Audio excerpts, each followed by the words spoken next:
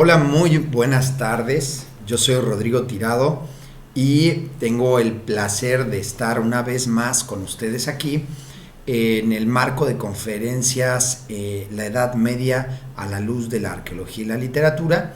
En esta ocasión vamos a presentar a la maestra Elizabeth Cepeda Valverde.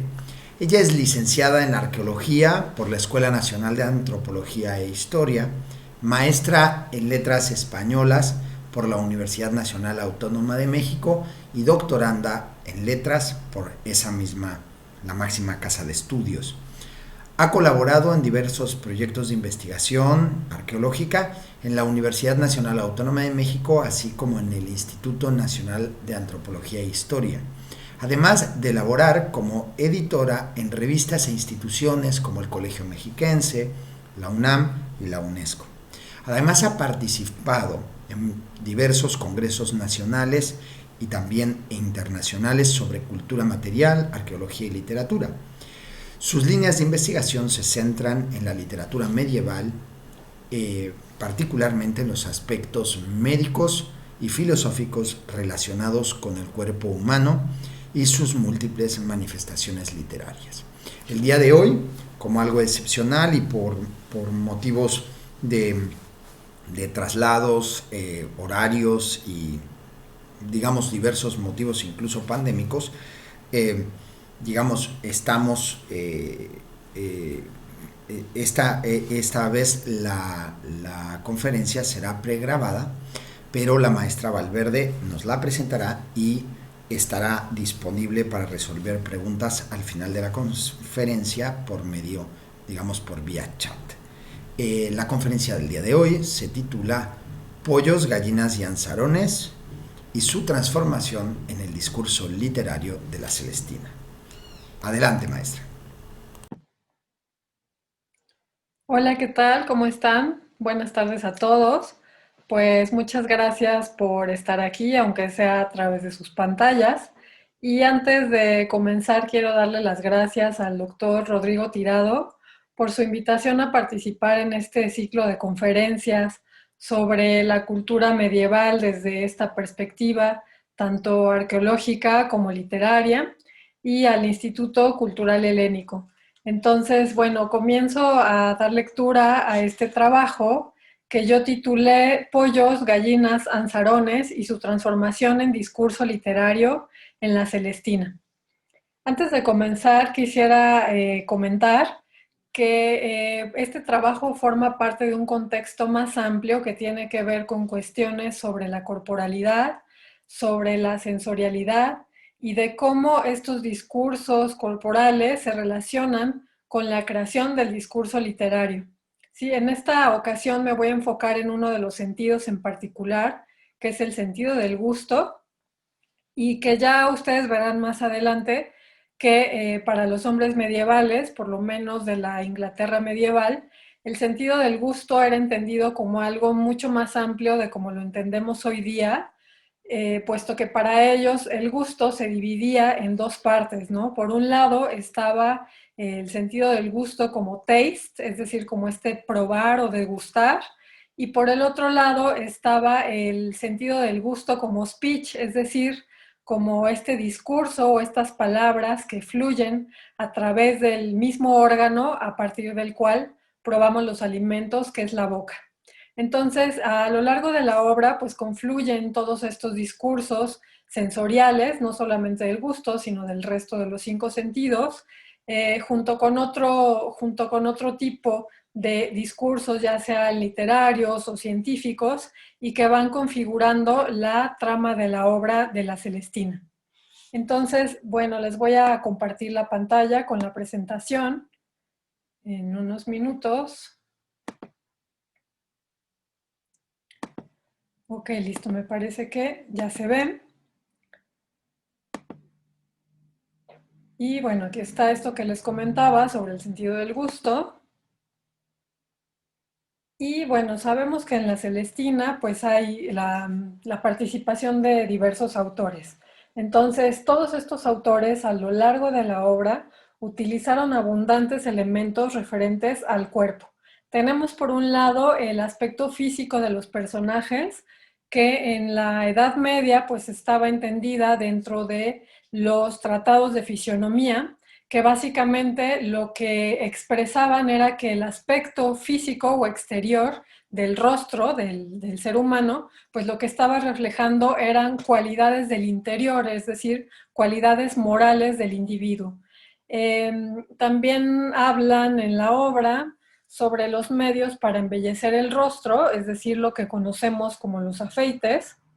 Se habla sobre las distintas formas de la vestimenta, sobre los temperamentos de los personajes, aparecen recurrentemente también los sentidos de la percepción y está el discurso también de la enfermedad, que en este caso, digamos que la enfermedad más importante que se menciona es la de el amor ereos o la enfermedad de amor, que va a ser también un hilo conductor fundamental de la Celestina, y finalmente, pues la muerte de los cuerpos.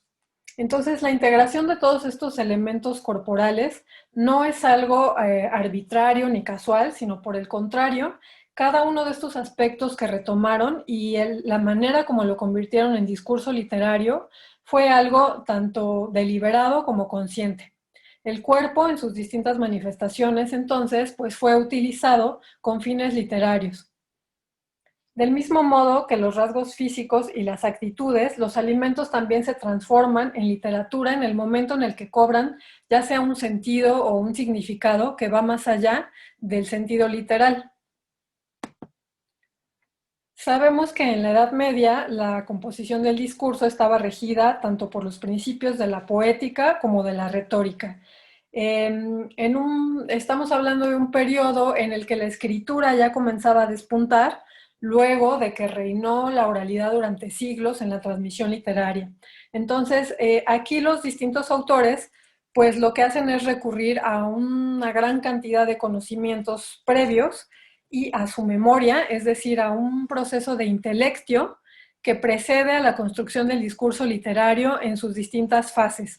Tenemos como fases de este discurso retórico la inventio, la dispositio y el locutio, que son en las que nos vamos a enfocar porque es un discurso escrito, y la memoria y actio, que es la enunciación de este discurso.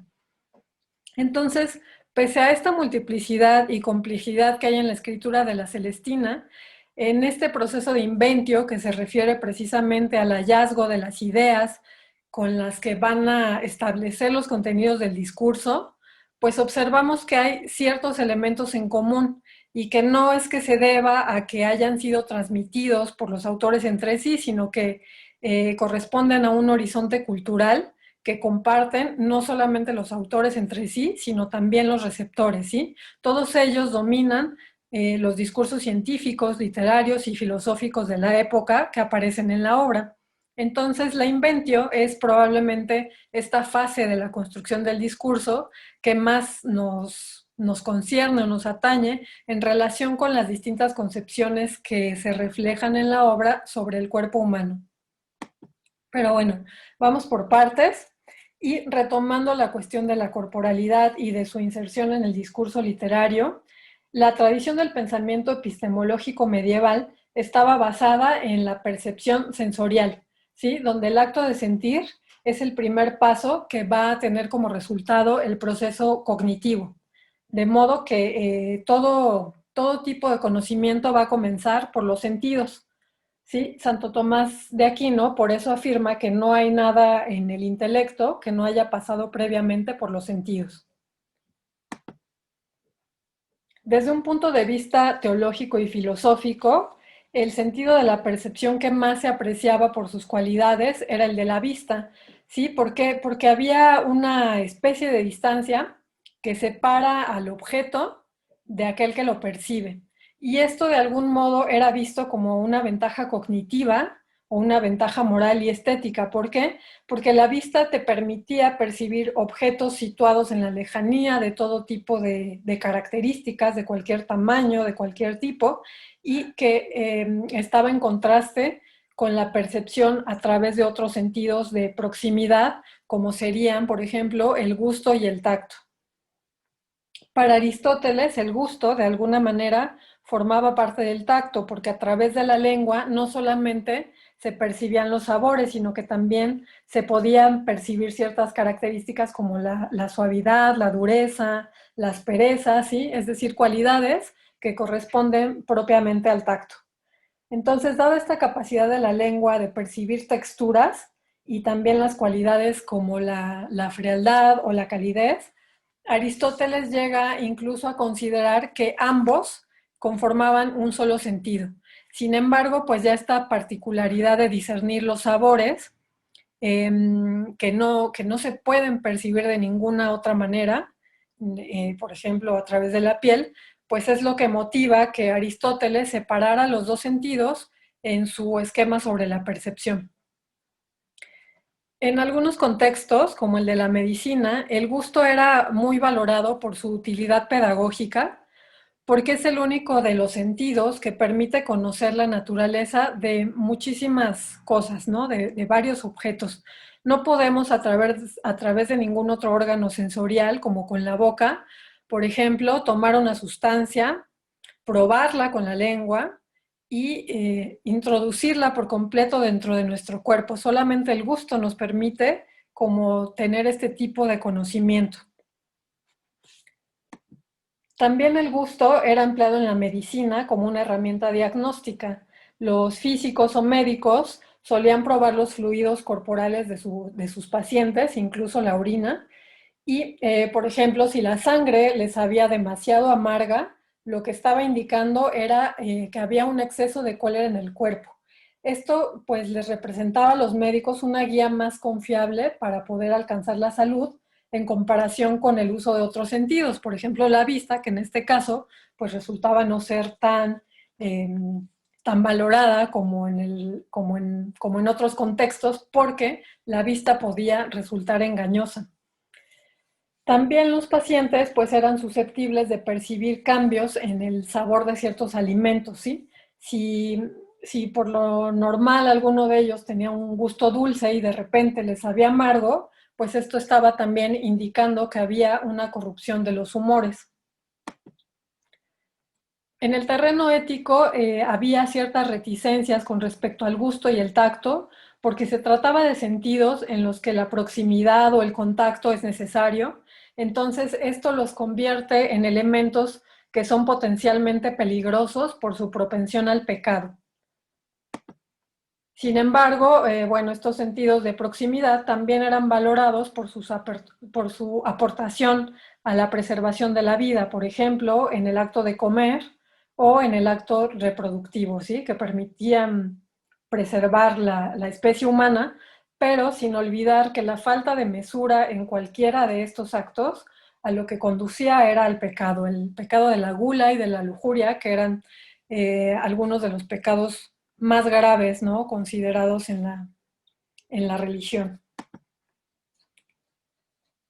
Tanto para los hombres como para las mujeres medievales, el sentido del gusto era más amplio de lo que en la actualidad concebimos. Esto que les comentaba hace un momento, pues se centraba en la boca, y a la boca se le atribuía una agencia, perdón, mucho más activa en la época, que incorporaba al hecho de degustar los sabores, las texturas y los alimentos, la producción activa de los sonidos, ¿sí? En un continuum que lo que conformaba finalmente era el discurso.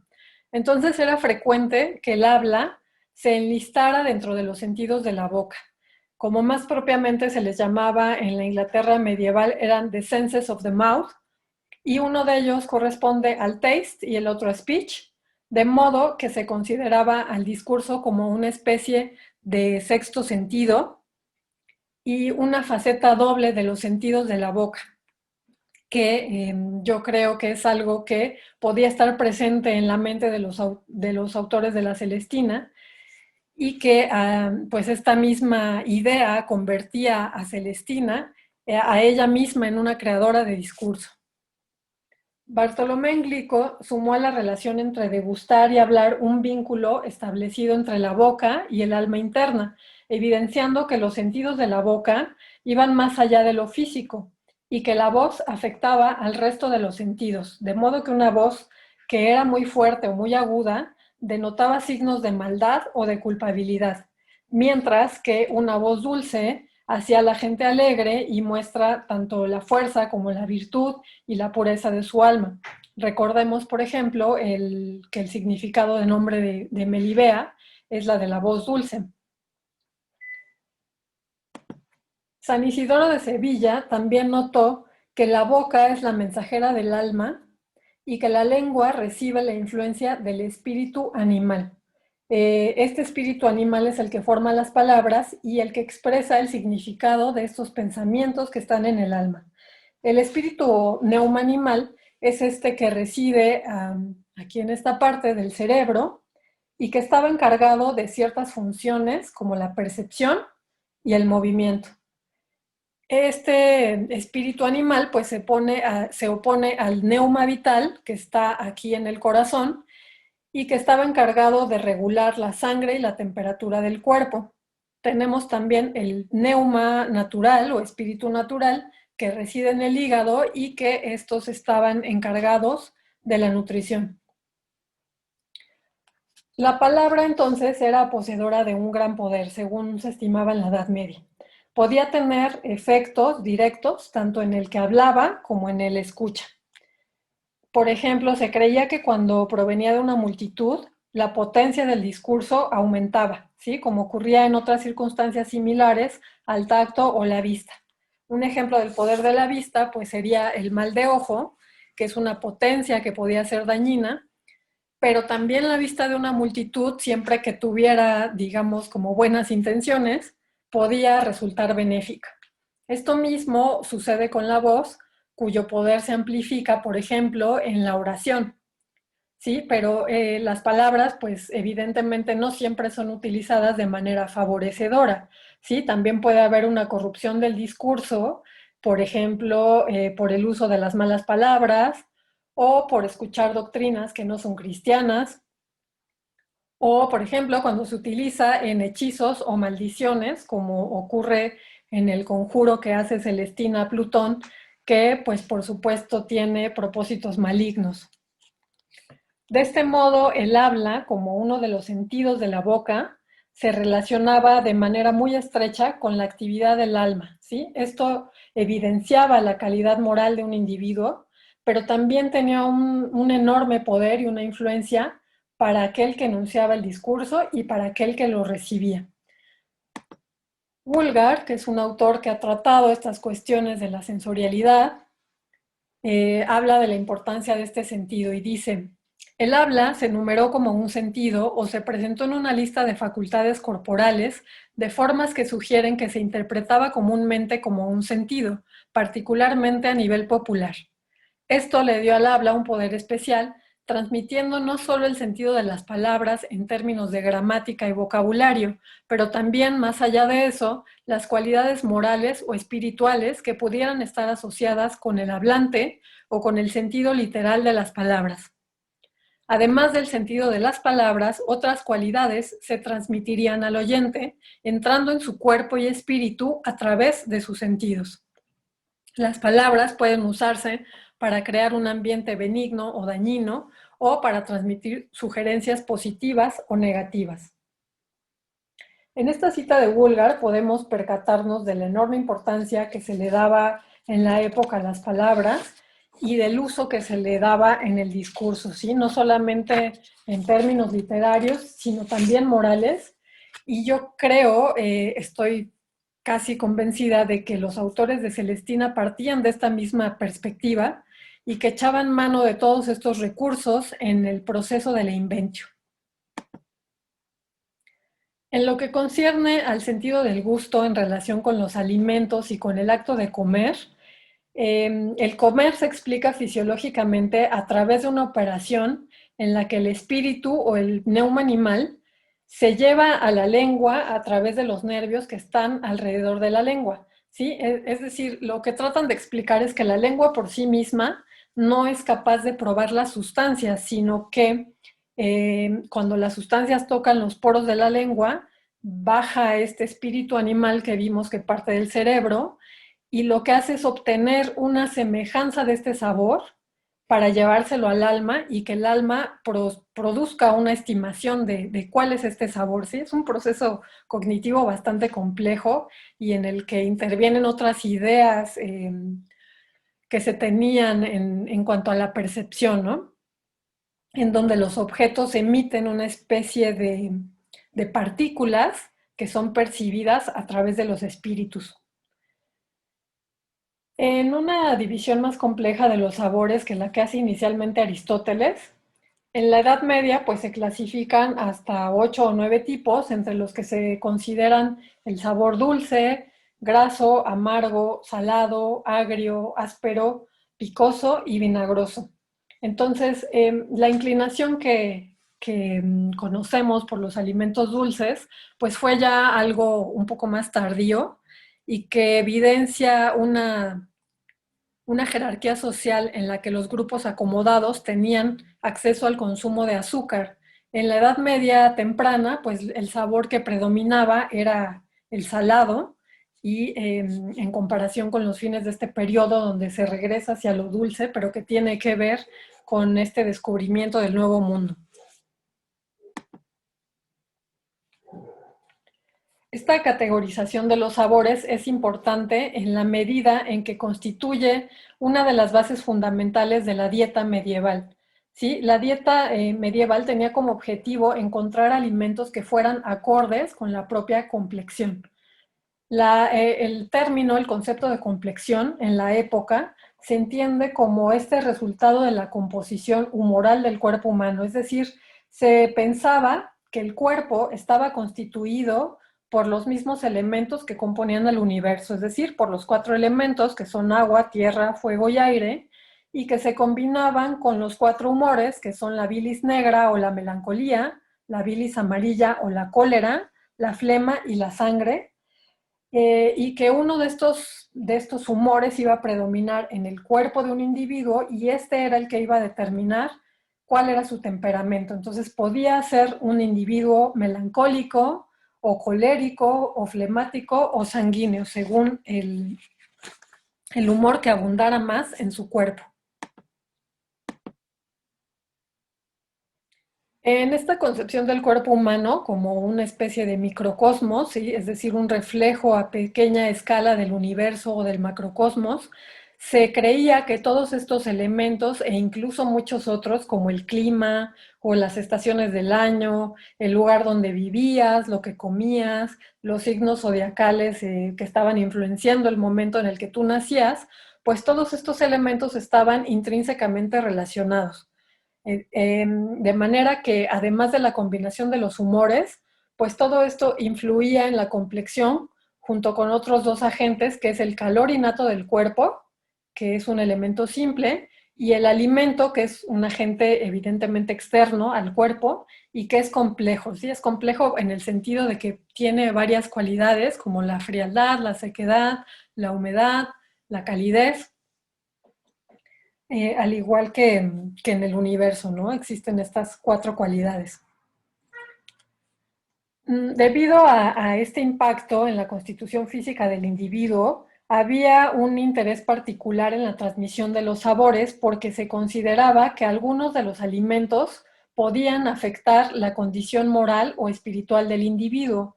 Entonces, pues resulta pertinente preguntarnos qué es lo que comía Celestina, ¿no? Y cómo los alimentos que se mencionan en la obra se transforman en discurso literario a través de una serie de significados implícitos que el autor no tenía necesidad de explicar, ¿no? Ni eh, de mencionar de manera explícita para que el lector pudiera comprender lo que quería decir. Entonces, bueno, voy a comenzar con la lectura de esta segunda parte de la conferencia relativa a lo que comía Celestina, ¿no? Y bueno, se mencionan algunos otros personajes, pero básicamente lo que se describe es la alimentación de la alcahueta. Si bien son relativamente escasas las escenas de la obra en donde los personajes aparecen comiendo o bebiendo, las alusiones a los alimentos o representaciones de la vida cotidiana, también en las frases, en las metáforas y en los refranes, pues son muy recurrentes las alusiones a los alimentos. Una de las escenas paradigmáticas que tenemos en la Celestina en relación con el sentido del gusto es el banquete que se celebra en el auto noveno entre los criados y las prostitutas, ¿sí? Cuando Pármeno le roba a Calisto los alimentos de su despensa para invitar a, a esta comida a Elicia y a Rehúsa en casa de Celestina. Eloísa Palafox ha hablado ya de cuál es la finalidad de este convite. Para ella, la alcahueta despliega sus habilidades retóricas con la intención de convencer a los criados a partir de esta seducción y del estímulo de los sentidos para que se olviden de cobrarle la parte que les corresponde de las 100 monedas que ya Calisto le ha pagado para obtener el favor de Melibea. Entonces, en este banquete, lo que hace Celestina es apuntalar su posición desvalida como mujer vieja, sola, pobre, y recurre tanto a la comida como al vino y al sexo para distraer a sus interlocutores de esta intención inicial que tienen de cobrar la parte que les corresponde. Sin embargo, la comida y el banquete considero yo que no tienen como función única esta labor persuasiva de Celestina, sino que la mención de los alimentos y de las bebidas que conforman este festín, más allá de ser utilizados por la vieja para convencer a sus comensales de vivir, de gozar el momento, también está refiriéndose al mismo tiempo a elementos que se relacionan con la corporalidad. Dado que el consumo de algunos de estos comestibles podía beneficiar o alterar la complexión del individuo o su temperamento y en consecuencia su condición moral, además de que también refleja estos estamentos sociales de la época, pues podemos anticipar que la referencia a estos alimentos que podría parecer tangencial, pues no es de ninguna manera fortuita. En sus remembranzas de la juventud, Celestina refiere que cuando la iban a buscar una gran cantidad de clientes, principalmente se trataba de clérigos, recibía los pagos en especie y no en bienes monetarios, dado que los presentes que le otorgaban pues consistían exclusivamente en alimentos y bebidas. Y cito a Celestina: enviaban sus escuderos emozos a que me acompañasen, e apenas era llegada a mi casa cuando entraban por mi puerta muchos pollos gallinas, anzarones, anadones, perdices, tórtolas, perniles de tocino, tortas de trigo, lechones. Cada cual, como lo recibía de aquellos diezmos de Dios, así lo venían luego a registrar para que comiese yo aquellas sus devotas. Pues vino, no me sobraba de lo mejor que se vivía en la ciudad, venido de diversas partes, de Monviedro, de Luque, de Toro, de Madrigal, de San Martín, de otros muchos lugares, tantos, que aunque tengo la diferencia de los gustos y sabor en la boca, no tengo la diversidad de sus tierras en la memoria. Pármeno, con toda esta liberalidad y generosidad que le permite el haber robado la despensa de su amo, convida a sus acompañantes de varios manjares. Entre ellos se describen el pan blanco, vino de Monviedro, un pernil de tocino, en más 6 pares de pollo, además de unas tórtolas que mandó para hoy guardar. Llama la atención en estos dos pasajes que no hay ninguna diferencia entre lo que una vieja alcahueta y hechicera como es Celestina y un noble rico y de linaje como Calisto comían. ¿Sí? De hecho, las provisiones de la despensa de Calisto se aprecian incluso más modestas que las que los muchachos dejaban a la puerta de Celestina en sus tiempos de prosperidad. En la España de fines del siglo XV y de mediados del XVI, no todos comían lo mismo, ni en cantidad ni en calidad. La alimentación abarcaba un amplio espectro que iba desde el hambre hasta la abundancia. El autor Riera Melis afirma que la mesa se había convertido para los burgueses acomodados en la plataforma desde la cual podían manifestar su ascenso social y su cultura. Para los colectivos subalternos rurales y urbanos, asegurarse el trozo de pan, el vaso de vino y el plato de potaje cotidianos constituía, sin duda, una de sus primeras, si no la principal preocupación. Entonces vemos que la carne, el pan y el vino constituían el núcleo de la alimentación nobiliaria, mientras que las clases más bajas se mantenían en gran medida de pan y de cereales y de una dieta que era predominantemente vegetariana, porque la carne se convirtió al restringirse socialmente su consumo en un indicador tanto de poder como de prestigio social. Además de que el pan se acostumbraba tanto entre las sociedades rurales como urbanas, los campesinos lo que comían básicamente eran hogazas de cebada, de centeno o de escanda, mientras que los señores exigían panes de trigo. Si vemos cuidadosamente, advertimos que lo que Celestina consumía no era cebada ni centeno, sino tortas de trigo, y entre los presentes que recibía se menciona que, cito, ninguna venía sin torrezno, trigo, harina o jarro de vino de las otras provisiones que podían a sus amas furtar. Bueno, evidentemente, pues estos suministros pertenecían también a las despensas de la nobleza.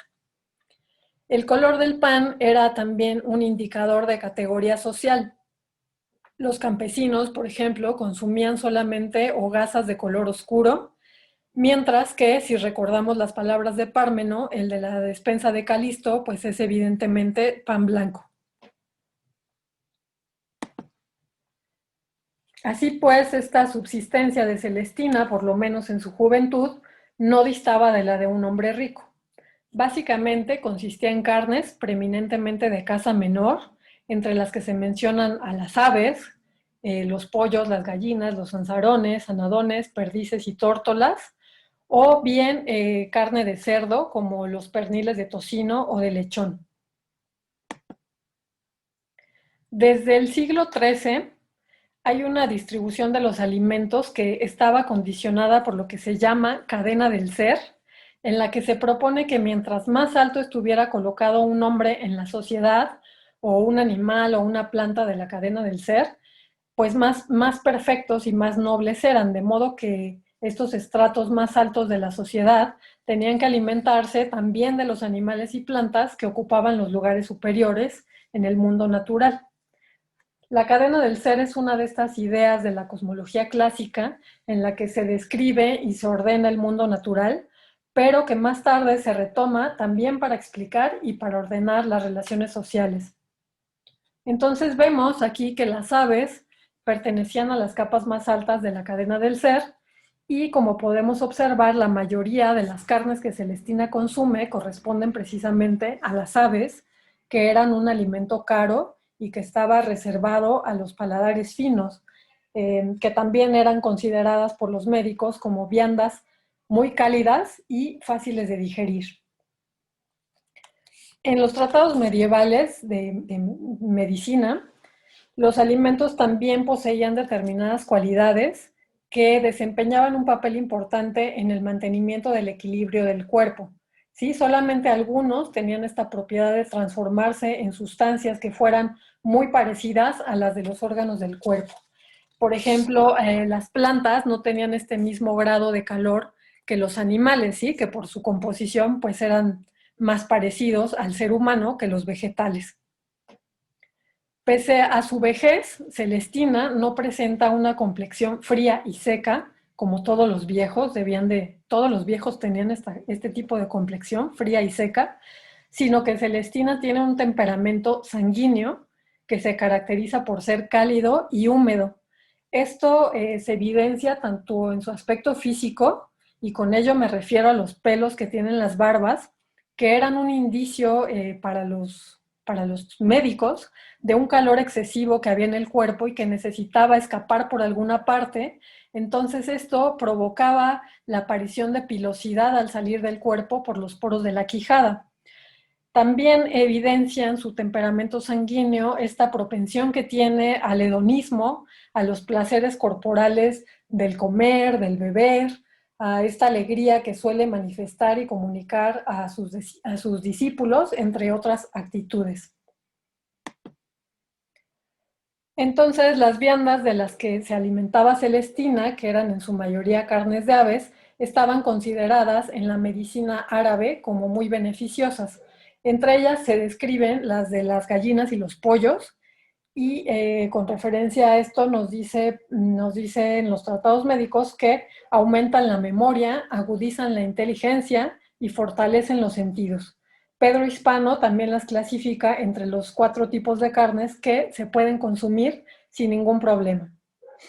En cuanto a las perdices, presentan las mismas propiedades que la carne de gallina, pero tienden a ser más secas y perfuman el estómago.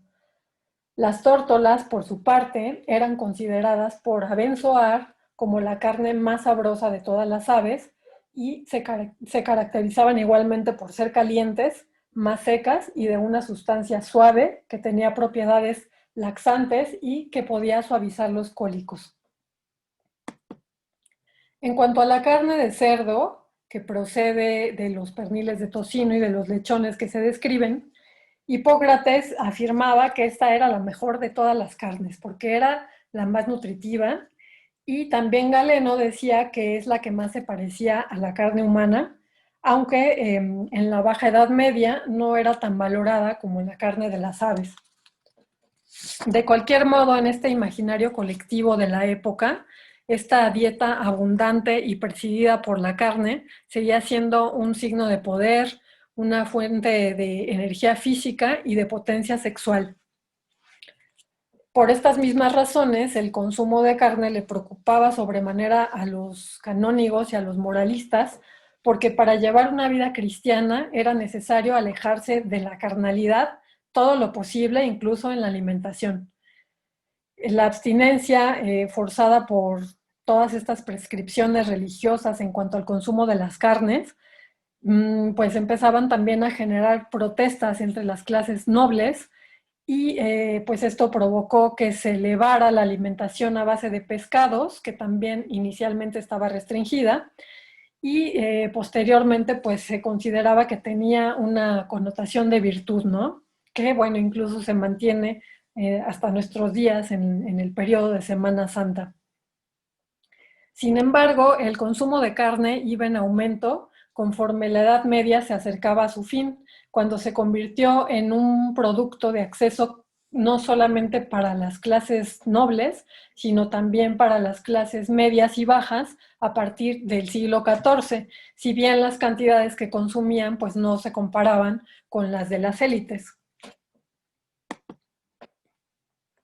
En resumen, la alimentación cárnea de Celestina estaba básicamente clasificada desde la perspectiva médica como caliente y húmeda. No solamente la carne, sino también el vino, que igualmente aumentaba el calor interno del cuerpo.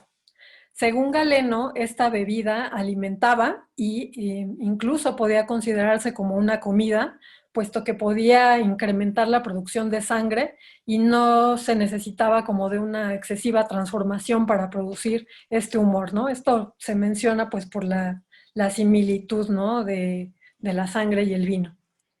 Algunos médicos, como Arnaud de Vilanova, recomendaban beber con moderación y señalaban también la pertinencia de que los viejos consumieran vino porque pues precisamente era beneficioso para su complexión, que era fría y seca, pues consumir un alimento contrario, ¿no? a su complexión, como hemos visto que es el temperamento de Celestina, que es cálido y húmedo. Es comprensible en la época el extendido consumo de vino, incluso entre los campesinos, tanto por su considerable valor nutritivo como por este carácter ligeramente antiséptico y por los efectos euforizantes que tenía, ¿no? Lo que lo hacían pues bastante atractivo para las capas subalternas rurales, y por esta razón se convirtió en una bebida corriente entre los siglos XII y XIII, si bien pues las cantidades que consumían también eran francamente escasas. En algunos tratados médicos, como el de Isaac Israelí, el vino se recomienda por esta capacidad que tiene de transformar el carácter moral del individuo, que puede pasar de cruel a piadoso, de mezquino a generoso, de orgulloso a humilde, aunque también podía ocasionar, si las dosis no eran las adecuadas, pues efectos bastante perjudiciales como la embriaguez o como la distorsión de los cinco sentidos. A lo largo de la obra, Celestina hace varios encomios del vino por sus cualidades maravillosas, ¿no? Esto podemos verlo también en su asiduo consumo de la bebida y en el hecho de que manifiesta una fuerte dependencia del vino que los autores incluso llevan a un extremo de comicidad. Durante el banquete le dice a los jóvenes, les da indicaciones de que se sienten juntos en la mesa, cada cual con su pareja, y dado que Celestina pues está consciente de que está vieja y sola, pues toma como acompañante ella a una taza de vino. Y cito, poneos en orden, cada uno cabe la suya. Yo que estoy sola, porné cabo mí este jarro de taza, que no es más mi vida de cuanto con ello hablo, pues de noche en invierno no hay tal escalentador de cama, que con dos jarrillos de estos que beba, cuando me quiero acostar, no siento frío en toda la noche. De esto aforro todos mis vestidos cuando viene la Navidad. Esto me calenta la sangre, esto me sostiene continuo en un ser. De esto vea yo, sobrado en casa, que nunca temeré el mal año, que un cortezón de pan ratonado me basta para 3 días.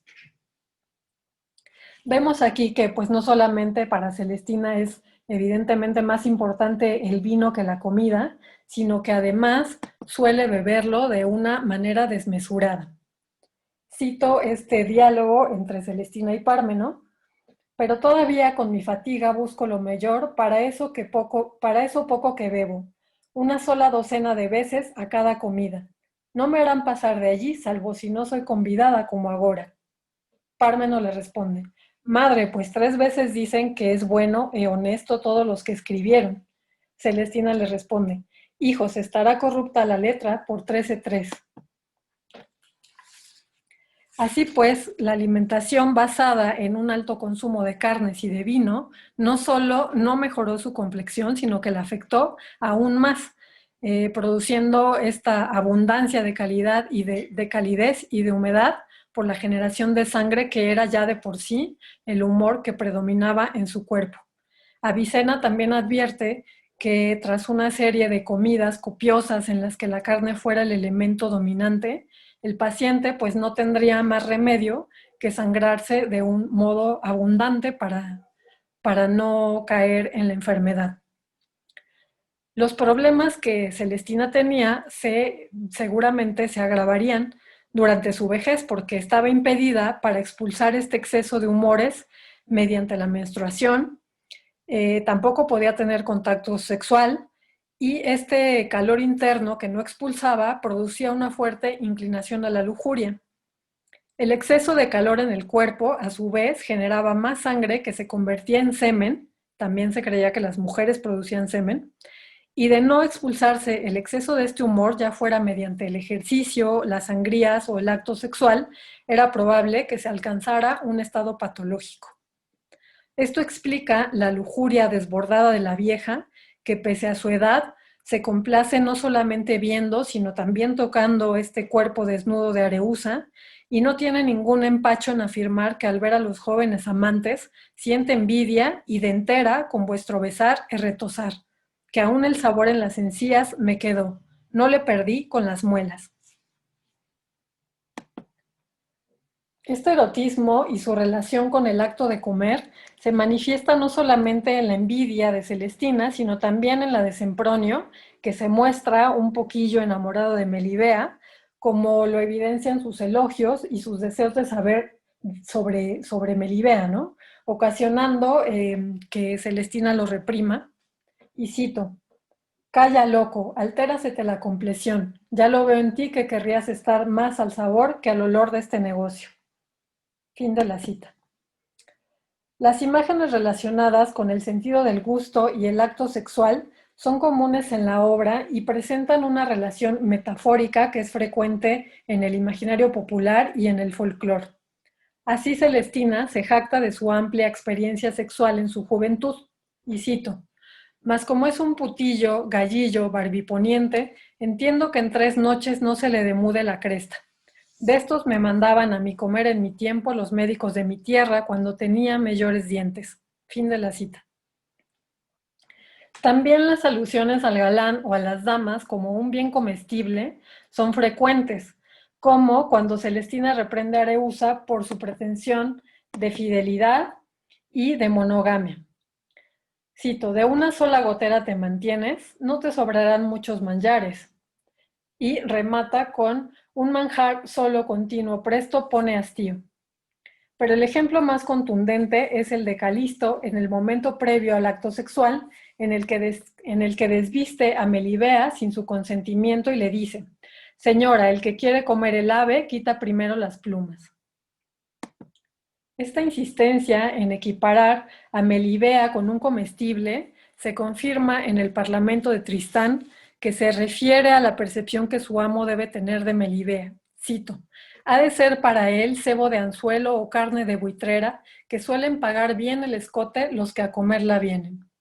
Fin de la cita. O también el Parlamento de Socia, que al escuchar los amoríos de sus amos en el huerto exclama, cito, para con tal joya, quien quiera se ternía manos, pero con su pan se la coma que bien caro le cuesta. 2 mozos entraron en la salsa de estos amores. Fin de la cita. El hedonismo, que acompaña el sentido del gusto, también está relacionado con la juventud. Así lo demuestra Celestina, que dice, mira que soy vieja, el buen consejo mora en los viejos, de los mancebos es propio el deleite, regís vos a sabor de paladar. También se relaciona con el tópico del carpe diem. Cito, goza tu mocedad, el buen día, la buena noche, el buen comer o beber, cuando pudieres saberlo, no lo dejes. Fin de la cita. Si bien la vejez no es algo, como ya hemos visto, que le impida a Celestina disfrutar tanto de la comida como de la bebida e incluso del placer erótico, aunque sea con la mirada. No obstante, esta opulencia de la imagen del banquete que Celestina recreó en su memoria, esto contrasta con la precaria alimentación que tiene en el presente narrativo, como le confiesa a Melibea. Cito, que con mi pobreza jamás me faltó, a Dios gracias, una blanca para pan e un cuarto para vino. Jamás me acosté sin comer una tostada en vino e 2 docenas de sorbos. Esta frugal rebanada de pan remojada en vino, que dista mucho de los manjares que la alcahueta consumía anteriormente, constituye otra evidencia más de este contexto de decadencia que ha alcanzado la alcahueta en su vejez y que lamenta profundamente. Tenemos también otras alusiones a la comida en la obra que están relacionadas con el amor ereos, pero en este caso de manera contraria, ¿sí? Porque los amantes se caracterizan por perder el apetito, como es el caso de Melibea, que dice, túrbame la cara, quítame el comer, no puedo dormir. Y también pues la intención de Calisto de haber perdido el apetito y que afirma que no comerá hasta entonces, aunque primero sean los caballos de Febo apacentados en aquellos verdes prados que suelen cuando han dado fin a su jornada. Y sin embargo, después de decir esto, le arrebata Calisto a Sempronio el diacitrón que le ofrece y lo devora de inmediato. El diacitrón pues es un confite que se caracterizaba justamente por sus propiedades afrodisíacas y que seguramente los autores no lo eligieron tampoco al azar. Así pues, tenemos que estos alimentos... perdón, voy a dejar de compartir la pantalla.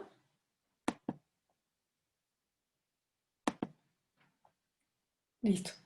Entonces tenemos que estos alimentos, como otros aspectos relacionados con el cuerpo, se convierten en parte de los discursos, ya sean médicos, científicos o literarios, y de inicio estos alimentos que se citan pues remiten al autor a las carnes de aves que sumadas al consumo de la carne de cerdo y el vino construyen en el imaginario más que a un personaje pudiente, es un personaje rebosante, desmesurado, que en conjunción con la descripción física de Celestina pues no hacía más que incrementar el desagrado que el personaje inspiraba.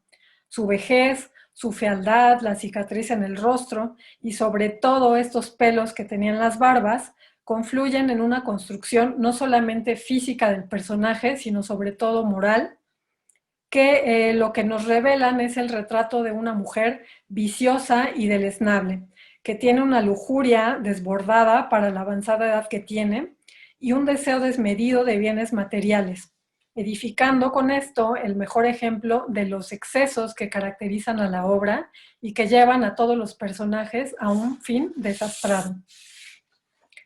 Es así como las tórtolas, los perniles y el vino de Monviedro se convierten en motivos, junto con las barbas y la vejez, recolectados por los autores en la Inventio y una vez incorporados en la estructura del texto literario, no adquieren un significado literal, representando solamente esta imagen de un banquete o de una vieja alcahueta y fea, sino que implican una polisemia o un metadiscurso que no era necesario explicitar al lector, puesto que ellos comprendían perfectamente que estas palabras no solamente eran eso, ¿no? Sino que constituían una serie de recursos que además de caracterizar a los personajes en términos morales, pues no dejaban de tener una comicidad que compartían tanto los autores como los receptores.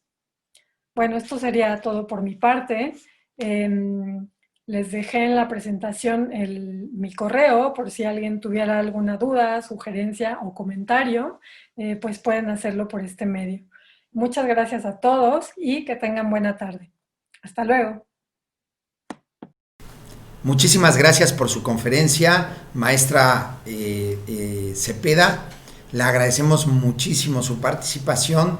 Creo que, al igual que yo, todas las personas que vieron la conferencia pues estarán encantadas y se comunicarán por el chat las preguntas. Bueno, quiero invitarlos a, primero, recordarles, estamos todos los lunes desde la semana pasada, que fue el 5 de octubre, hasta el día 7 de diciembre, todos los lunes de 4 de la tarde a 6 de la tarde, transmitiendo la mayor parte en vivo, en este caso no, ¿verdad? Pero la mayor parte será en vivo, las conferencias de medieval, ¿verdad? Y digo de medieval porque recuerden que es algunos de literatura, algunos otros de historia. La maestra Cepeda verdaderamente digamos que su formación es precisamente la esencia de las conferencias. Es una arqueóloga que con posgrados en literatura. Y bueno, quiero invitarlos. La próxima semana el maestro Alejandro Ugolini del Instituto Arqueológico Alemán se conectará con nosotros y nos va a dar una conferencia sobre Medina Zahara, que se titula, ya la perdí, aquí está, el estado de la cuestión de los restos metálicos de Medina Zahara. Quiero simplemente, para ponerlos digamos en situación, vamos a hablar de arqueología islámica medieval, tiempos califales. Es la ciudad califal precisamente que se encuentra muy cerca de la capital califal, que es Córdoba, ¿verdad? Así que, pues nada, les agradezco muchísimo su asistencia y la participación de la maestra Cepeda, por supuesto, y pues muy buenas tardes.